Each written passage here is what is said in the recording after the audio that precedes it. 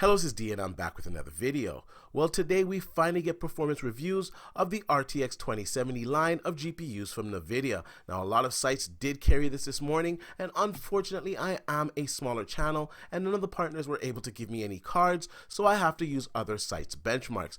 Hopefully in the future I will be able to obtain some of these cards and have my very own metrics. Today's benchmarks come from Hardware Unboxed, and I will leave the link in the description down below so you can watch their excellent video and see the entirety of their benchmarks. Now, before I get into the benchmarks, I want to talk a little bit about the specifications of the RTX 2070. Now, this is built on 12 nanometer compared to 16 nanometer of the generation before. We also get an increase in transistor counts with 10.8 billion on the RTX 2070 compared to 7.28 billion on the previous generation. The CUDA cores also see an increase over the GTX 1070 with 2,304 compared to the GTX 1070's 1,920. Now, this is a little bit less than GTX 1080's 2,560 CUDA cores. Now, the ROPs are exactly the same. Also, the memory got upgraded on the RTX 2070. They are now using GDDR6 compared to the GDDR5 times found on the previous generation.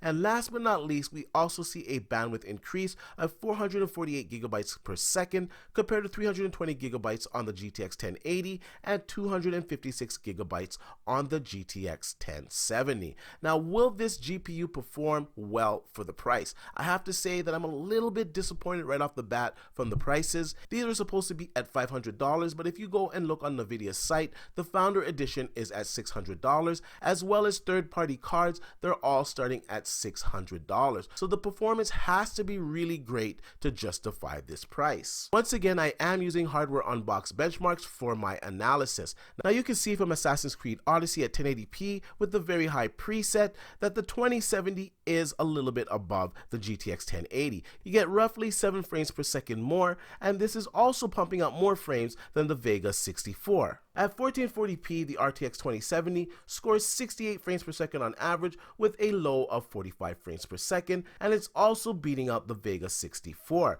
Now, once we get up to 4K, the 2070 is still in the lead with 42 frames per second, with the GTX 1080 at 36 frames per second, and it's far outpacing the Vega 64 that only has 33 frames per second on average. I'm just going to let the rest of the benchmarks show up on the screen while I talk about the performance of this card. Now, the card seems to basically be giving you performance that is roughly between a 1080 Ti and a 1080. There are some games that the Vega 64 does win out, but in general I would say it's about 12% faster than a Vega 64, and it's about 10% overall faster than a GTX 1080. Now, you won't really be able to game at 4K with this card. It's still mostly a 1440p card. So do you really shell out the extra money to get this card when the new features are not even available yet?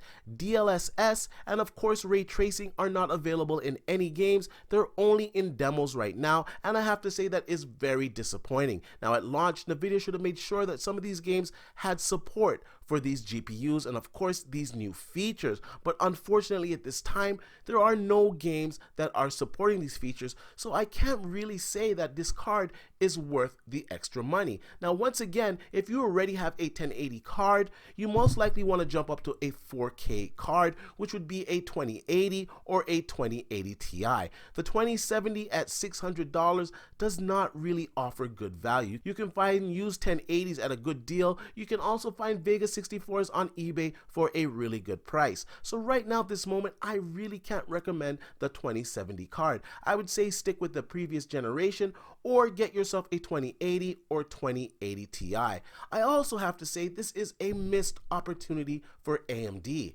If AMD had a GPU right now to counteract what NVIDIA is doing, they would have a major win.